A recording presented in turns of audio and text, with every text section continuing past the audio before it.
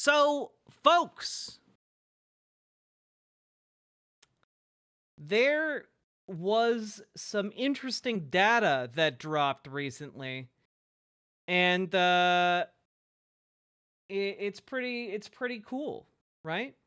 It's pretty neat. Now, a lot of the discussion about the 2024 election and how people voted has been largely predicated on exit polling, which is notorious for its, malleability, and it's in direct relation to how people actually voted, right?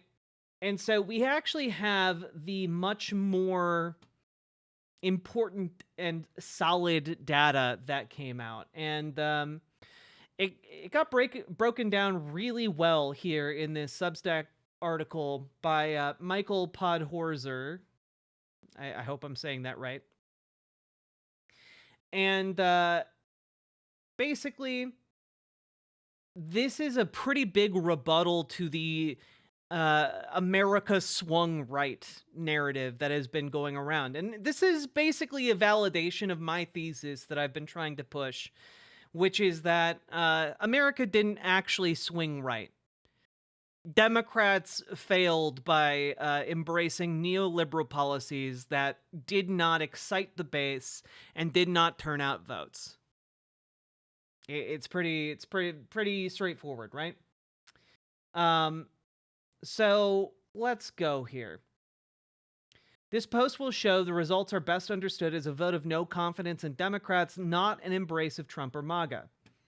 Visualizations like this one from 538 purporting to show that America swung right have been ubiquitous since the election, which, yeah, this was the 538 image. Oh, look at all of America swinging conservative, right? But as we will see, America didn't swing rightward, but couchward. The popular vote result was almost entirely a collapse in support for Harris and Democrats, not an increase in support for Trump and MAGA. Trump was no more popular this year than 4 years ago, while Harris significantly underperformed Biden in 2020. Most of Harris's losses were due to anti-MAGA surge voters staying home. She lost the most ground in deep blue urban areas where the dangers of a second Trump administration seemed most remote. About 19 million Americans who cast ballots for Biden in 2020 did not vote in 2024. Anti-MAGA surge voters stayed home because they were less alarmed by a second Trump administration than they were 4 years ago. A key to Biden's victory was high turnout from less engaged voters who believed they had something to lose under Trump. In 2024, however, about 15 million fewer votes were cast against Trump than in 2020. Which, yeah. Now, why is that, right? Why is that? Well, this author attributes it to, in no small part because the media and other nonpartisan civil society leaders were themselves more skeptical of the dangers, and because the inaction of the Biden administration and Democrats in Congress against MAGA threats belied their rhetoric of existential dangers to the nation, which is absolutely true. The media, which is mainstream media, largely controlled by billionaires and millionaires, what became less, angry, less hostile to Donald Trump as their billionaire and millionaire masters persuaded and poked and prodded them to be more favorable to him, to give him a shot, or as they replaced people leaving their outlets with more MAGA-friendly broadcasters, writers, editors, etc. Right? And the other part of this is that the Biden administration absolutely, did not want to bring charges against Trump in a way that was quick and decisive. We had, guys, let me put it this way.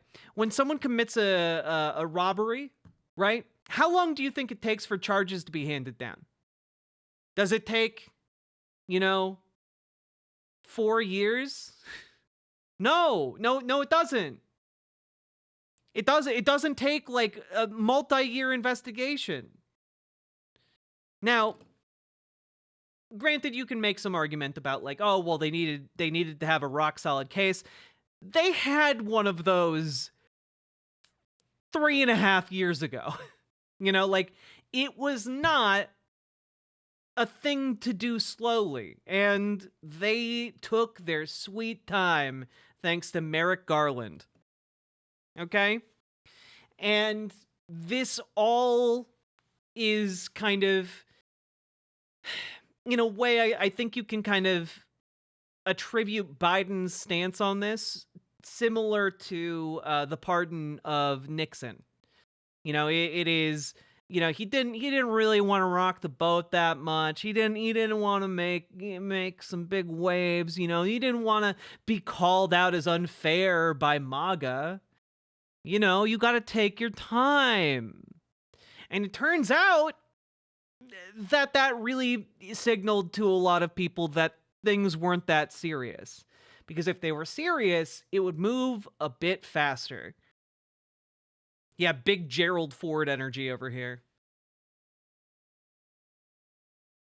But now we have a map from the New York Times indicating the lack of Democratic votes for Kamala Harris. And you can really see here that in a lot of rural areas, more Democratic turnout for Kamala Harris.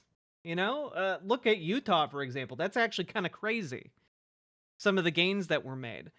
But then you look at some of the Democratic strongholds here, and people just couldn't be bothered.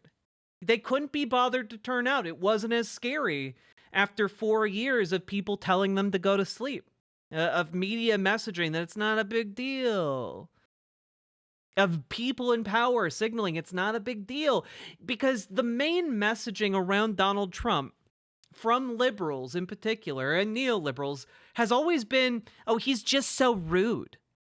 He's just so rude and mean and nasty. And not like substantial on like the fact that he tried to overthrow the country. That should have remained the biggest talking point. But they moderated on that. One of the biggest stories of all time should have been that a former US president was refusing to hand over nuclear secrets to the US government. And that he was keeping them in a bathroom, unsecured. He kept them in a pool closet. He kept them on a stage during a party attended by hundreds of people. And you know what? They just stopped talking about that. Instead, it was just like, oh man, he's really uncouth. Look at this thing he said.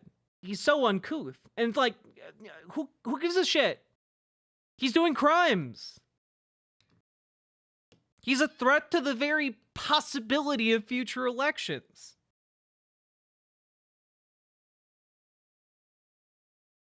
But that was not enough to turn out and vote, apparently, for a lot of folks in California and the East Coast.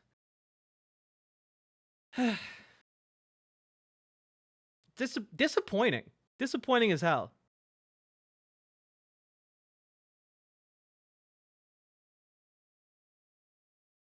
That case was dropped? Yeah. It was.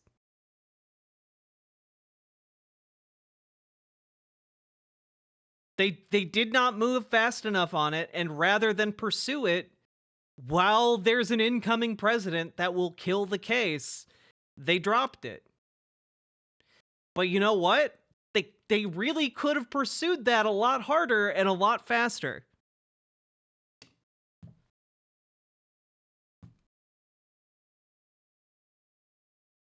But let's continue here. Indeed, the defining feature of American politics this century is that neither party can win elections anymore. They can only be the not loser. Only thanks to the two-party system can the not loser be crowned the winner, since there's no way to fire the incumbent party without hiring the opposition party. Yet political commentators keep confusing shifts in the two parties' electoral fortunes with changes in voter basic values or priorities. A collapse in support for Democrats does not mean that most Americans, especially in blue America, are suddenly eager to live in an illiberal theocracy. Consider that only once before in American history have 3 consecutive presidential elections seen the White House change partisan hands, and that 9 out of the last 10 midterm or presidential elections have been change elections, in the sense that either the presidency, the House, or the Senate changed partisan hands, which is completely unprecedented. In short, Americans are fed up. This election wasn't just a vote of no confidence in Democrats, it was yet another vote of no confidence in our entire political system. We cannot mistake this result for an active embrace of Trump or MAGA fascism, which, if you look around in some of the leftist media, you'll find people who are trying to cozy up to MAGA because of a lot of the reporting being geared towards, well, America is swung conservative. So, obviously we must embrace conservative values if the Democratic Party are to survive. And that's just terrible analysis of what's going on here. The majority of people in most elections don't vote. They don't turn out. And you know what activates those people more than anything else? Popular working class oriented economic reforms. When they see and hear that they have something to gain by turning out, they turn out. That's how it works. If you think that your minimum wage could go up by $5, you could be making $5 an hour more by turning out and voting, you're going to do that. You're going to do that. It's not because of trans people. It's not that people didn't stay home because trans people. That's not what happened here. People stayed home because they had thought they had nothing to gain. That is the story here.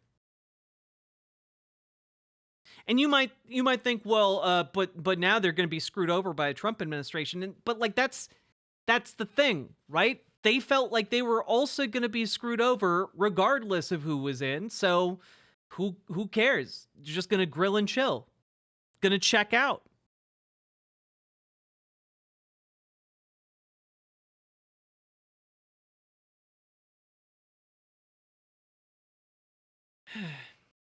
So, what follows is a very long sports analogy that I'm going to skip because I think you can really see that this is exemplified here, right? Which is that with a flat projection of the numbers, oh man, in 1985, it looks like the blue team won more. But then in 1986, the red team won more. Clearly, there has been a swing in support. But when you actually break it down, including non-voters, it turns out more people just stayed home the second time. That's exactly what happened this time.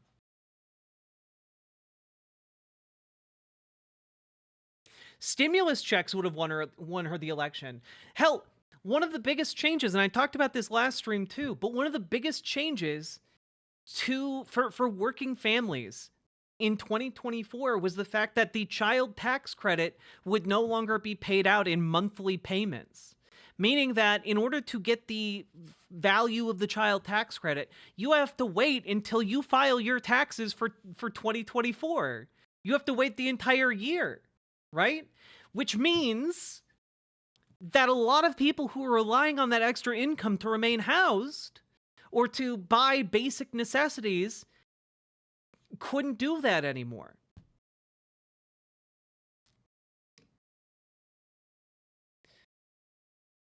It is a failure of the Biden administration that did not, that was not headed off.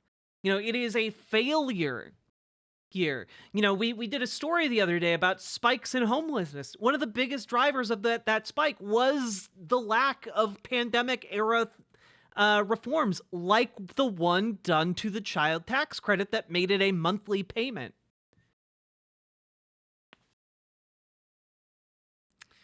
So, yeah, it's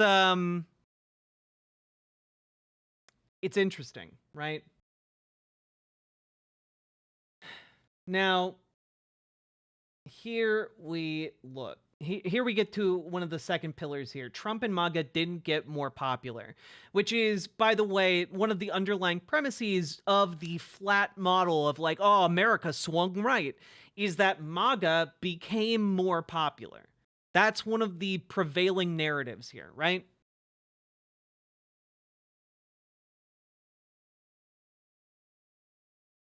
Trump and MAGA didn't get more popular. Now, back to the idea that America swung right by electing Trump. In Flatland, we could argue that Trump gained, or America swung to the right by 6 points from Biden to Trump, blah, blah, blah. Wait a minute.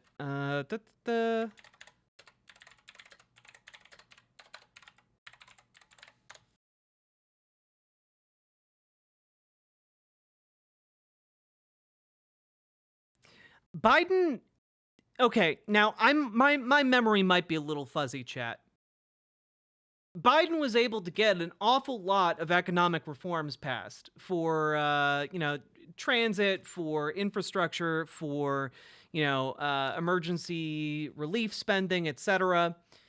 But again, a lot of that spending did not get approved. A lot of that spending got cut. It got cut as an attempt to appease Republicans yet again.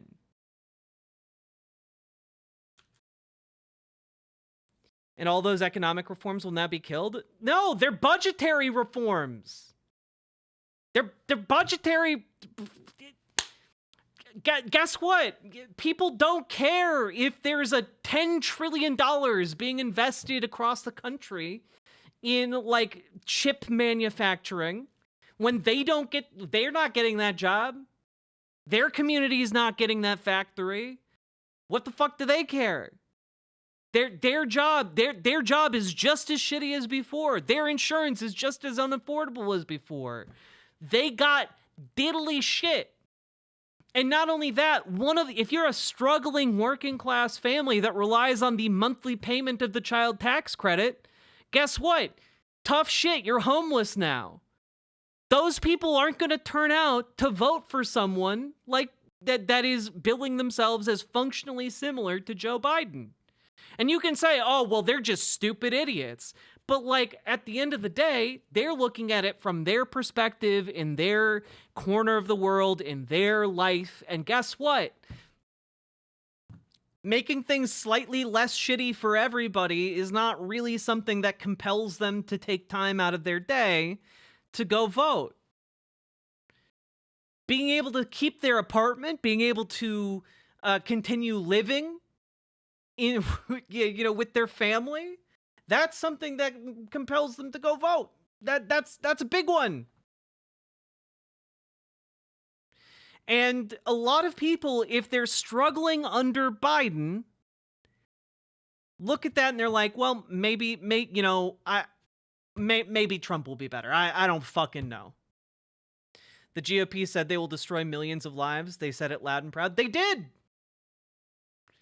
They also said very loud and proud, America first. We're going to make America great. And you know what? For people who don't pay attention to politics and who are currently struggling under Biden, they're like, hey, maybe this will help me. Maybe I'm willing to throw people under the bus so that me and mine can be better.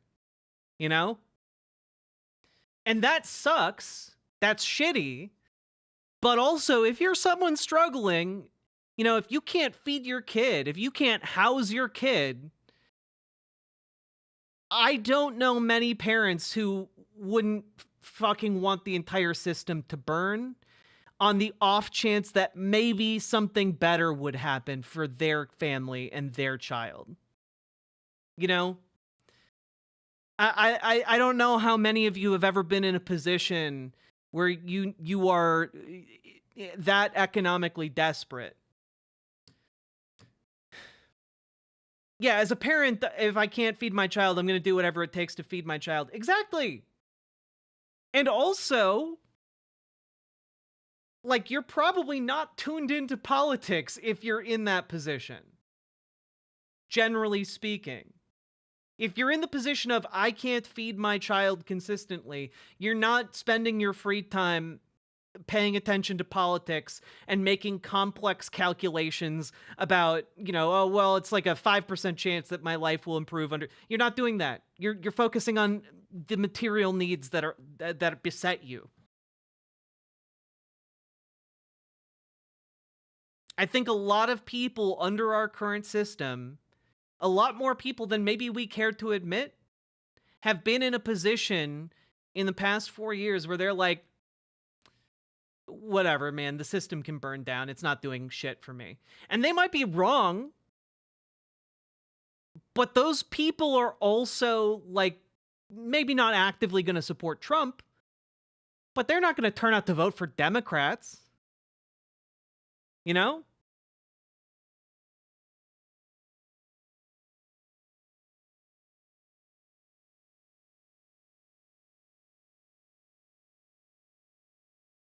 And if your position is like, fuck those people, well, guess what? I got real bad news for you.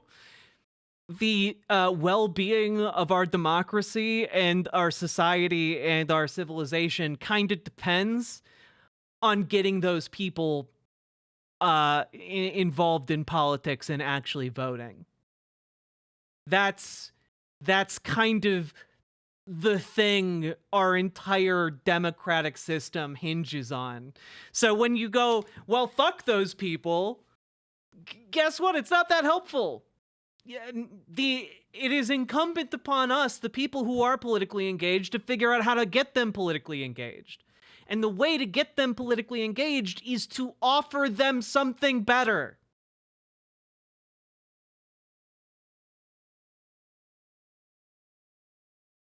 That is the fundamental thing.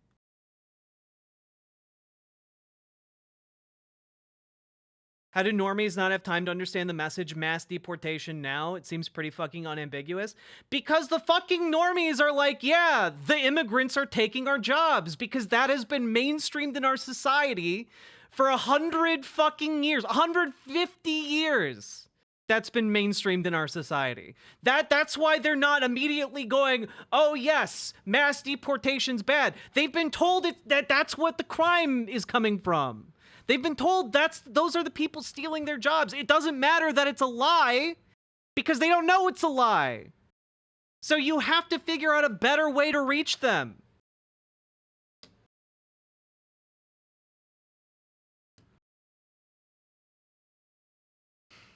Like, the way to reach those people is not saying fuck them. The way to reach those people is standing with them in solidarity and understanding their plight, where they come from, and through understanding, enable their radicalization.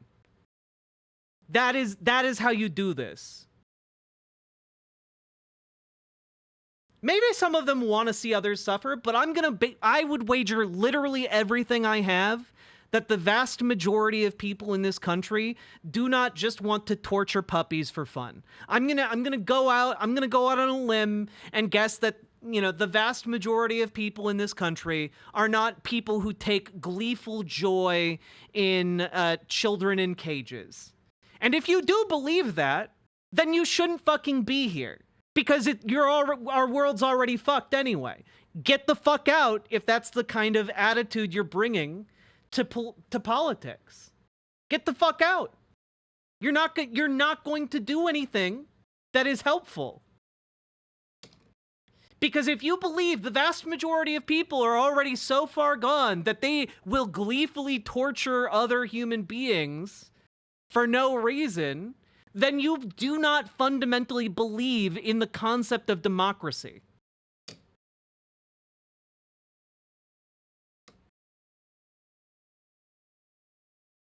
A displacement of anger at the state of their own lives. Okay, if you believe that they're willing to torture people for personal catharsis, I would consider that an equal loss.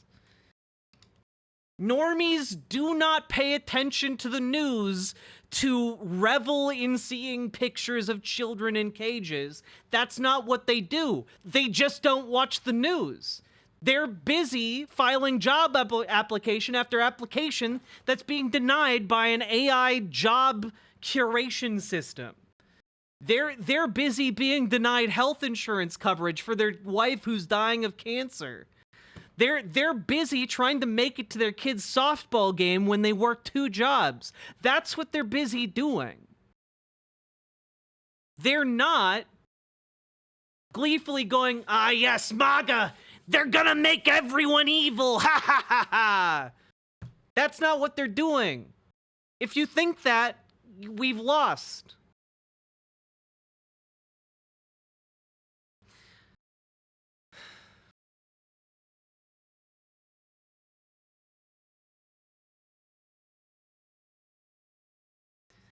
I used to think like this too, but what woke me up is getting a job and talking to my coworkers who are pro-Trump. But that's the thing. We're not talking about pro-Trump voters. We're talking about the vast majority of Americans. And the vast majority of Americans do not turn out to vote. That has been, guys, if by not voting, if not voting was a candidate, if no one voting could win, you know what I mean? Like, if people who didn't vote and their votes counted towards no president, we would not have a president for like the past, since FDR. We would be leaderless since then. Most people don't vote.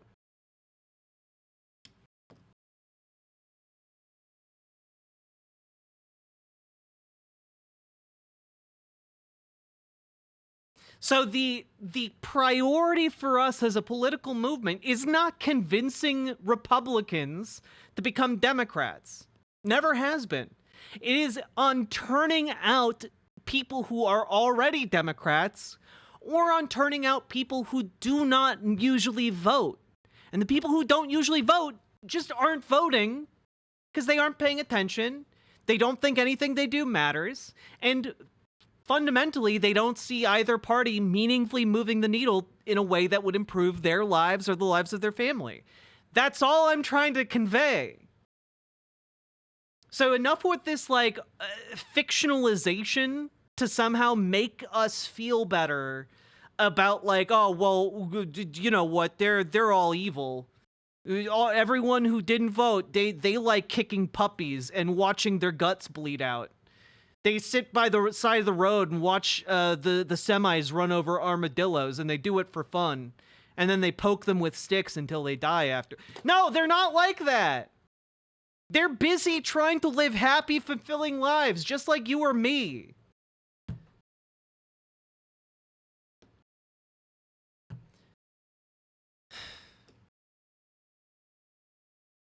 What's needed are populist populists. What's needed are pro-labor Democrats.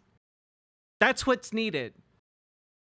We need people with actual spines. We don't need populists who are chasing after the popular trends. We need people with spines who are willing to advocate for what is right, regardless of its popularity.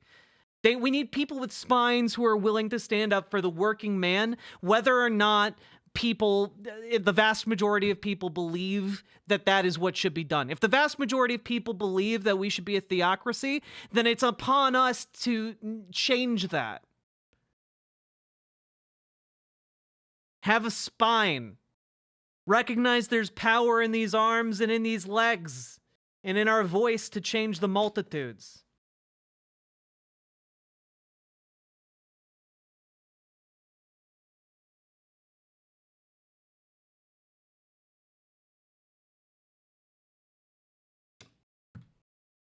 It's in solidarity.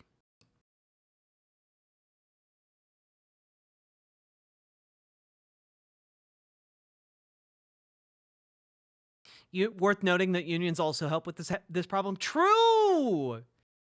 Solidarity through shared working experience is one of the best ways to radicalize people to our cause. Because everyone needs to work. Everyone needs a job. And through that shared commonality, we can radicalize people who might otherwise think differently than us.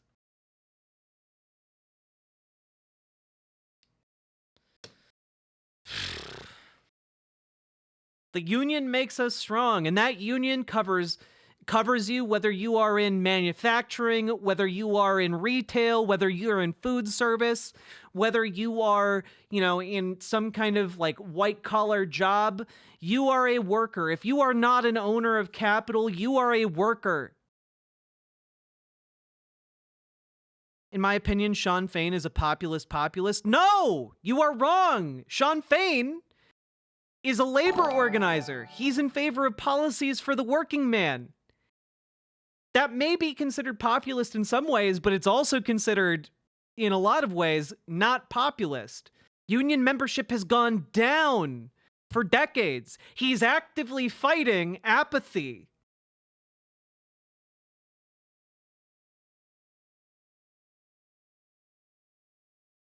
What should someone expect when they join the DSA? Well, Sterling Thomas, thank you for your $4.20 super chat. Appreciate the BWA energy. And I will just say that I, in fact, joined DSA today. First step, you choose what level your dues are at, because in order to join DSA, you've got to pay the dues to support the org. And then you get an onboarding email that sends you to your different event pages and different introductory meetings you can go to. And yes, we have additional steps over on the Discord written up by the great GamerG. You can find it over on the Discord, and there's a lot of great info there. So check that out. riverboat.gg/Discord if you need to get there. But yeah, you go to policy meetings, you go to endorsement meetings, you go to goddamn meetings. And you can choose to in what capacity you want to be involved. Do you want to be part of a street team that provides mutual aid to people in your community? Do you want to be part of, a working group on like how to push like feminist ideas? Do you want to be in a labor organizing group that helps unionize workplaces? Do you need what do you need? What do you want to do? Do you want to be part of their electoral outreach team? There are lots of different ways you can get involved. And it will also vary on a, location by location basis. I don't know what your local DSA is like, but Twin Cities DSA seems pretty cool.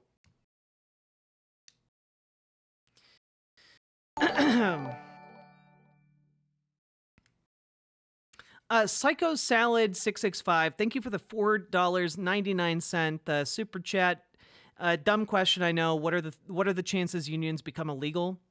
Well, Donald Trump, if he could, would absolutely make joining a union illegal, but currently that would be an extraordinarily uphill battle that would probably take longer than 4 years to make its way through the court system.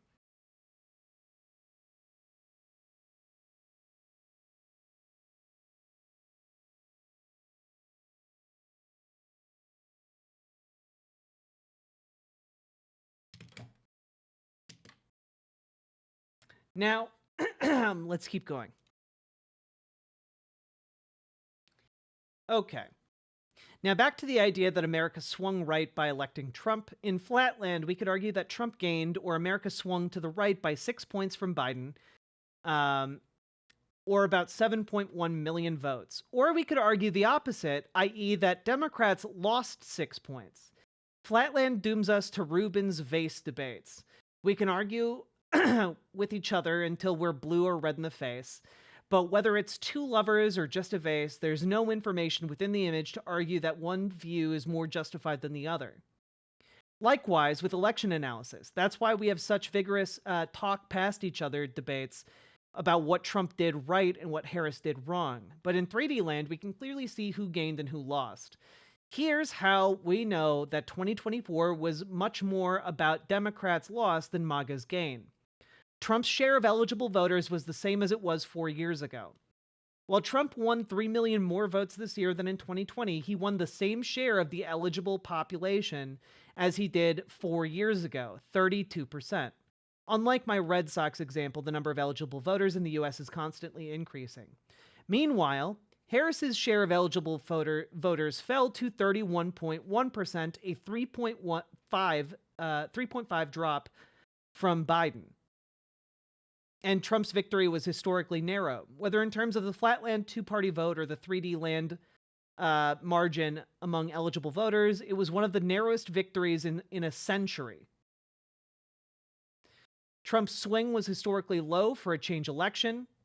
Of the 14 presidential change elections since 1920, when the presidency switched parties, the smallest swings have been in the 21st century, and Trump's two swings are the two smallest in terms of eligible voters, and third smallest and smallest in terms of the two-party vote. It's also worth noticing how much smaller the swings are in terms of the eligible vote. So many were saying it was a MAGA landslide in November. Yep. But the reality is far, far different. Moreover, the swing was substantially less in battleground states where voters were more aware of the dangers of a second Trump administration. In 3D land, the swing was just 2.2 points in the battleground states compared to 4.4 in the rest of the country. In flatland, it was just 3.2 votes in battleground compared to 6.8 points in the rest of the country. More below. Yeah, Trump's favorability is underwater despite the usual winner's boost. According to 538, Trump's approval is 48%. The following graph shows the difference between each president's post-election favorability and their share of the vote. Presidents tend to be seen favorably by more Americans than voted for them initially, so they're in their so-called honeymoon period. As you can see, Trump's post-election favorability trailed his share of the vote in both 2017 and now. That is especially telling now, as it puts to lie the idea that he won. Right? Like, he actively does not get a favorability bump after winning.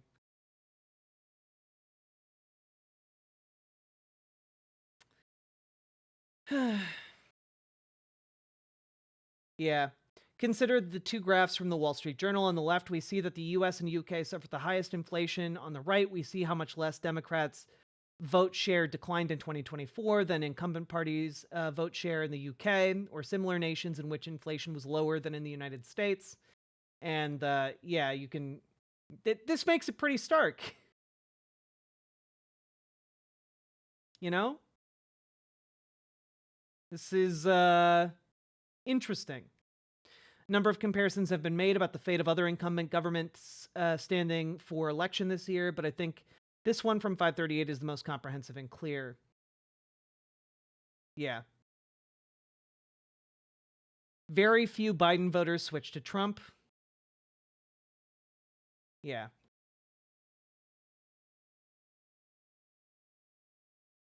Republicans fared poorly where Trump made his greatest gains.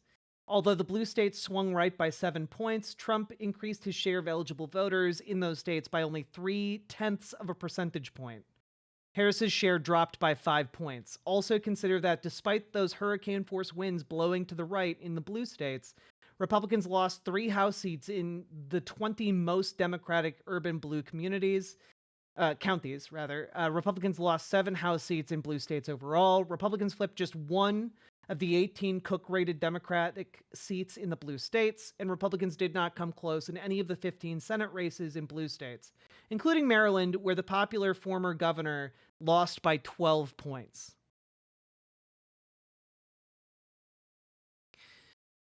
Basically, a lot of people lost sight of the danger of a potential Trump administration. A lot of people became disillusioned with how Democrats were going to help them or stand up for them or have a spine for them. And because of all of the neoliberal bullshit the Democrats have been embracing for the last several decades, it turns out voters feel abandoned, you know? There's a reason why the New York Times can run how the Democrats lost the working class. And it's because Reaganomics became the law of the land. It's because Ronald Reagan set into motion so many economic changes that screwed over and destroyed labor movements and working class protections. And those changes were perpetuated by the Democrats' embrace of neoliberalism under, under Clinton especially. But that continued under Obama. Like a lot of this is the chickens coming home to roost in a way. And it is, well, yeah, it's also very telling, my rear end, that a lot of the analysis here in the New York Times tends to focus on Clinton, when the person who is most, administration that is most responsible for putting all of this into motion is Reagan and all of the conservative think tanks that mainstreamed neoliberal ideas. Like the Republicans did this, and then Democrats were basically subsumed by capital interests and went along with it to, perhaps lesser degrees of evil, but nonetheless evil. And now we are where we are,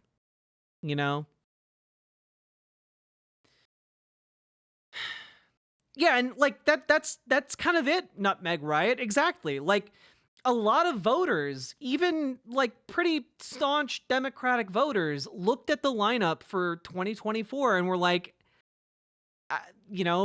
between Gaza and milquetoast economic reform and promises, like it's really hard to vote for Kamala Harris. And it's I admit that is hard.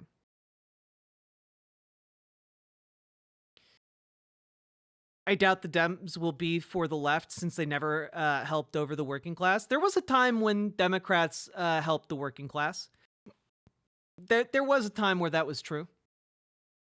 Or at the very least was the party of working people. The party of the working man. The party of the union. And they moved away from that. And granted, they moved away from that like 50 years ago. It's been a long time. Yeah, the FDR helped a bit. Yeah, it's almost like the title of the stream indicates where we're gonna go after this segment. It's almost like we're gonna talk about FDR, huh? It's almost like we're gonna do that. But this is why one of the main things I have been trying to convey over and over and over again in recent segments and streams is essentially that we need to stop expecting the Democratic establishment to save us, because they will not. They will not. And instead, what we need to do is we need to take some personal responsibility and, not exactly raise ourselves up by our bootstraps, but we need to actually get into their halls of power and fuck shit up. We need to go to our local DFL meetings. We need to, or DFL, that's for me in Minnesota here. You need to go to your local Dem meetings. You need to start introducing like common sense socialist reforms, okay, that will appeal to working class folks. You need to start like proposing that Democrats actually do shit. And you need to pressure them from inside the room where they're making these decisions, because they're spineless jags. They do not have the spine to resist you if you are in that room. And you need to organize outside. You need to do both. You need to pat your head and rub your tummy at the same time, okay? You need to be able to do that. You need to be inside for their monthly or bi-monthly Dem meeting. And then you need to be outside organizing with DSA so that you can be both inside the room and outside the room, being loud and putting pressure on these spineless individuals. So that's all I really have to say here. Like, we need to recognize that the reason Kamala Harris lost was because her economic policy was being guided by her brother-in-law who helps run Uber. Okay? That guy is not in touch with working class Americans. You know, her big idea was, what if the child tax credit was slightly larger, but only for newborn babies and not for, you know, people who have children the other 19 years or whatever that they're on economic plan. Is it still up to 26? They're probably going to roll that back, but for now it's still up until 26. You're on your parents' health insurance. At DSA, we hate the Democrats too. True. So what we need are actual policies, actual working class policies that do not come at the cost of throwing minorities under the bus. Because Solidarity Forever is not just an anthem between people who are colleagues at work. It is also an anthem for people who are oppressed by our system everywhere, whether they are oppressed on the basis of race or religion or gender identity. Solidarity is for everybody, except those who refuse it, frankly.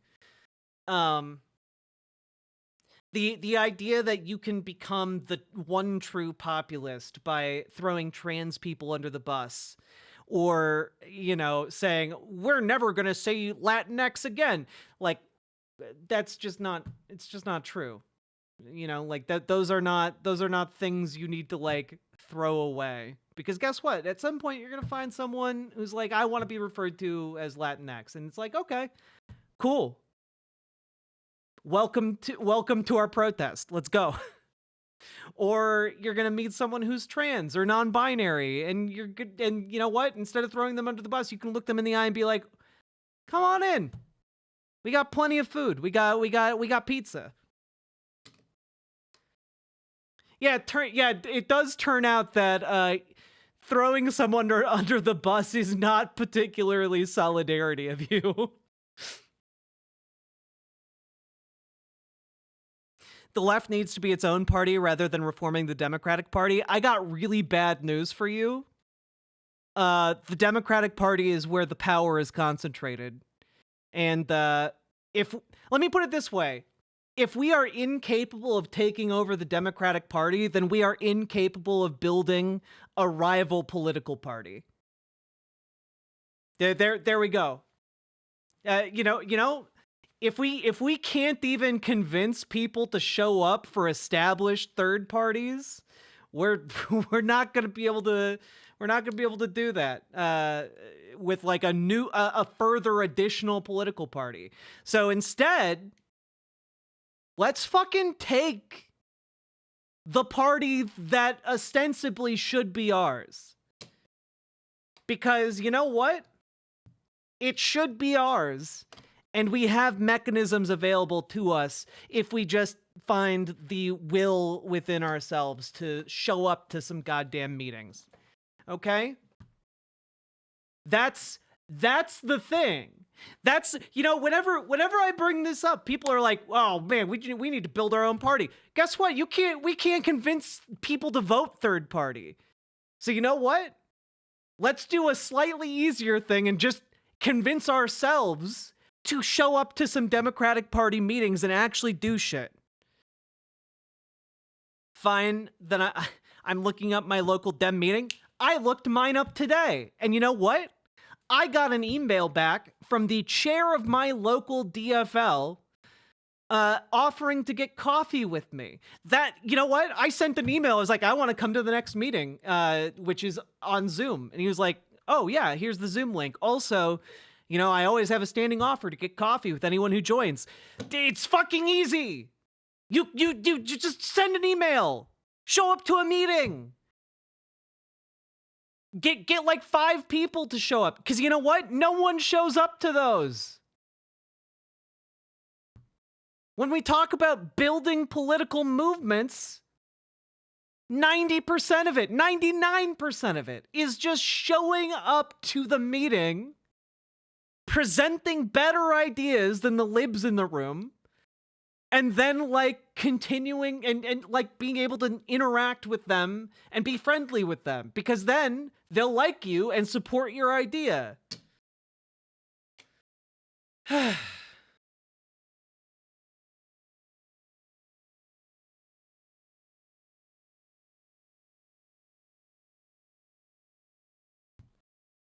Like, I don't know, like, just try. You know? All I'm asking from you guys is to just try. Because over and over and over again, what I see are people doing exactly jack and shit for 2 to 4 years. And in 2 years, when the midterms roll around, a bunch of people start bellyaching about how, oh man, we don't have a third-party alternative. And it's like, well, you didn't do anything. We have to take responsibility and do it ourselves.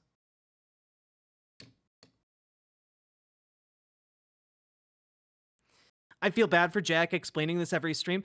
I do have to explain it every stream, but you know why? Because it's fucking important. It's so important. Because so many people have forgotten their level of agency within our democratic system and our democratic apparatuses. And you know what? If we have that system, we may as well fucking use it. We may as well become people who are not just disengaged, like the 36% of voters who just didn't show up this past election. Get involved and go to some meetings. You know, if you got time to yell on Blue Sky, you got time to bellyache to your friends every night about how shit our society is, then do it to the people who are actually making the decisions. Go into the room. Weaponize your complaining for the greater good. God, it's frustrating. You know you can just show up in the room with the people who make these decisions that are embracing liberalism or neoliberalism, and you could just show up to the meeting and say, actually, this is a bad idea. I have a better idea. You know, like a good example of this would be, and I've talked about this a lot in recent streams, but guess what? The city of Miami was under a consent decree for 20 years until 2019. And through their embrace of housing first policies and social welfare for people who were homeless, because they were restricted from arresting and jailing homeless people by court order, they were able to reduce their homelessness rate by 90%. You could do that in your city. You could do that in your town. You could advocate for that. You can make real change by showing up at your local level political meetings. Like, I know you guys might feel like, oh, well, we can't do anything against the gigantic system, but you can do things for people in your town. You can do things for people in your city. And you know what? If you keep showing up and you keep doing things, you might be able to do things for people in your state, for people in your country. You might actually be able to do that. I mean, I get what you're saying, but I doubt that the DNC establishment will accept us. Then you know what we do? We destroy them. What is this? What is this namby-pamby bullshit? Like, oh man, the DNC won't like it when we show up. Too fucking bad. Oh man, is it going to be an uphill battle against the forces of capital? Well, then you shouldn't have been a leftist if you're going to complain about it. You know, like, sorry, it was always going to be an unfair fight. It's been an unfair fight for literally all of human history. We're in a much better spot than the agrarian socialists of the 1600s in Scotland, okay? They had to rise up against capital owners, the church, and the aristocracy. We've got it a little bit easier here.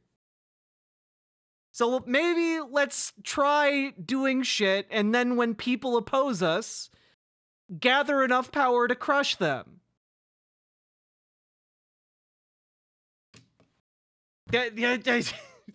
That's politics!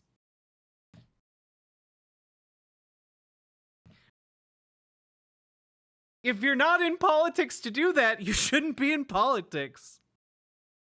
Also, frankly, all we gotta do, if I'm being completely honest, is show up, build our power, and bide our time, because those motherfuckers are old as hell.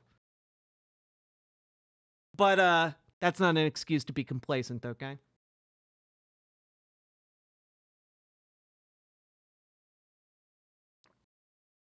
I've been yelling a lot. Whew. Anyway,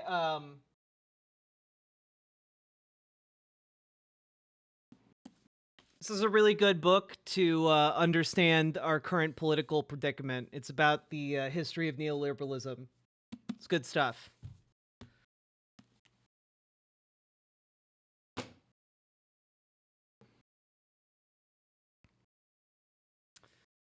Now,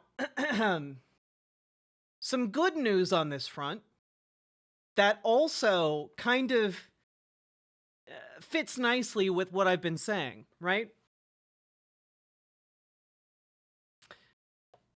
Which is, there's a guy in Wisconsin named Ben Wickler, okay? And basically, he's been spearheading the Democratic retaking of Wisconsin. Because for those of you who don't remember, Wisconsin was basically a Republican stronghold. It was referred to as a laboratory of democracy by Republicans for about 15 years after Scott Walker took over as governor. And then they gerrymandered the state to hell. Okay? Now, Ben Wickler has basically been the head of the Democratic Party in Wisconsin, and he has basically helped re-normalize the state for Democrats. One of the big things that this community helped with a bit was getting a left-leaning state Supreme Court judge elected in Wisconsin back in 2023, I believe, or early 2024, I don't remember. But that allowed for the state to become ungerrymandered, which was a huge, huge, huge win in Wisconsin. Now, what is great about this is that he is currently running to be the DNC chair. And one of the ways that Ben Wickler has been able to wage successful campaigns in Wisconsin is basically because he has been embracing working class policies for working people in Wisconsin. Okay? And good news, everybody. I think he might be the front runner for this race. He might actually be elected chair of the DNC. And I say that because he currently is the proud holder of an endorsement from Chuck Schumer, which is, I have to say, very surprising to me, because I thought this was going to be I thought this was going to be a much bigger fight than it was.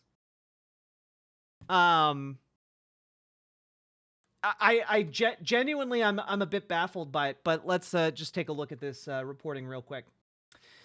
Senate Majority Leader Charles Schumer on... Who calls him Charles E. Schumer? Okay, whatever.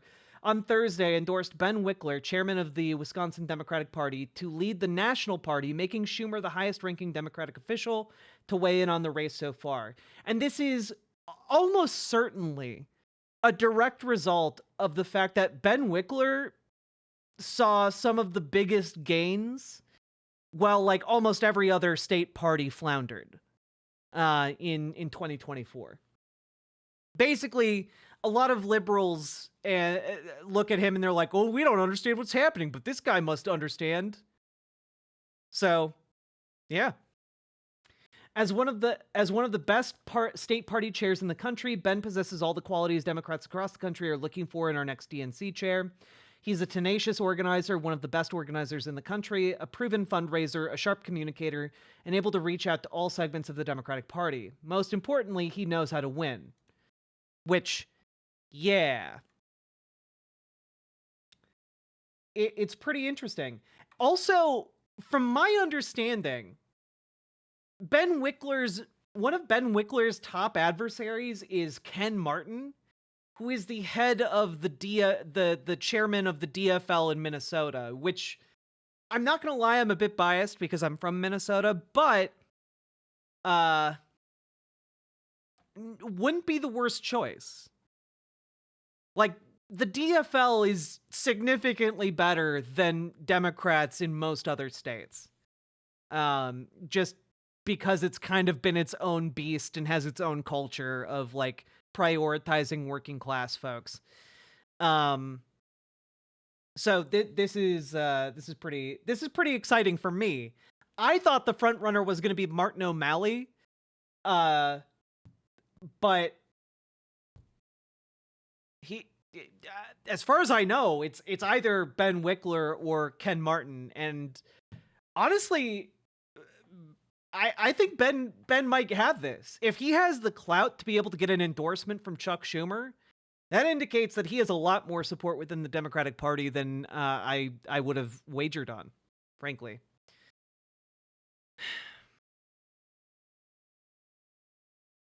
Critics have pointed out that Keith Ellison was endorsed by Schumer and Tom Perez won because Obama made calls.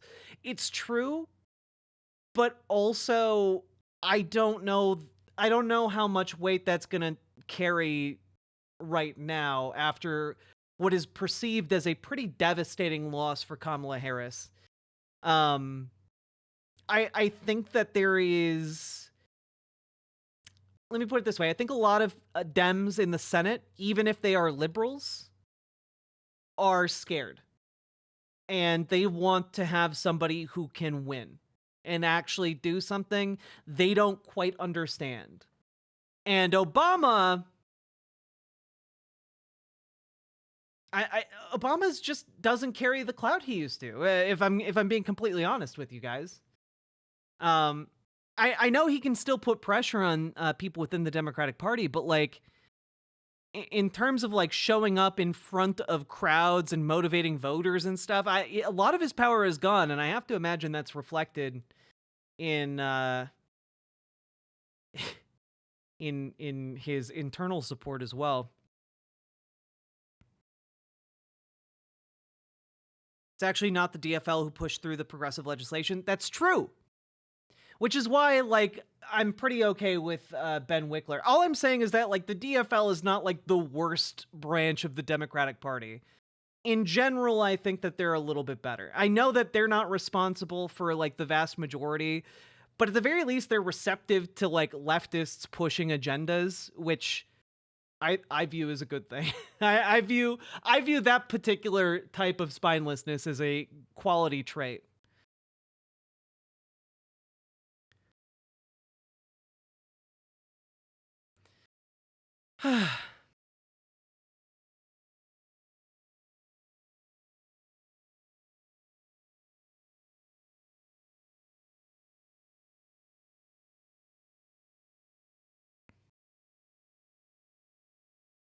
Obama.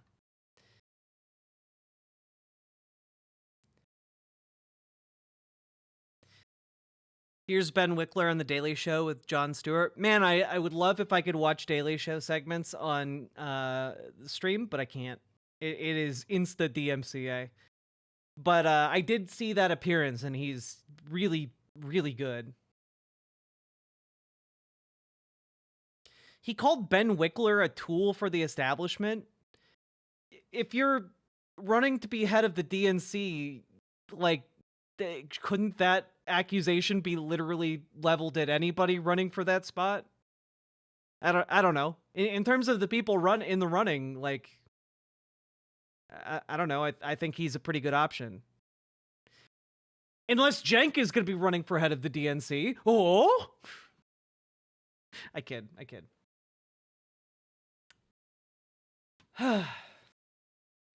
But all that to say, there's a massive misperception about voters in America and what the priorities are of, people who don't turn out to vote, or people within the Democratic Party who simply chose to stay home, and for general support of the Trump agenda. And there's not that much support for it. There's just not. And what we need to do is we need to take this moment in time to radicalize ourselves, to help radicalize others, to become involved in unions, democratic co-ops if you can swing it, or to get involved with your local political scene, because we need people to get involved. We need people to show up to meetings. We need people to volunteer. We need people to do things. We need people, period. And if enough people actually give a shit, if enough people go to those meetings, if enough people actually show up, we can do some great things together. We can do it. It is not impossible. And this pipe dream of building a third party, go do it. If you're insistent on it, go do it. But you need to actually go do it. If your idea of building a third party is just waiting and hoping somebody does it for you, then you aren't doing anything. You are useless. Get involved, whether it's in DSA or your local mutual aid communities or in your local Democratic Party, or if you want to build a third party, go fucking do it. But now is the time to do it. I don't want to see people bitching and moaning in 2 years that, oh man, I wish we had better options. It's like, well, we had 2 years to get our better options. In 4 years, I don't want to hear people bitching and moaning, oh man, we don't have any good options. We have 4 years. We have 4 years to go do it. Now's the time to start. You got to start now. Which is why I've been hammering it home incessantly. That being said, segment done.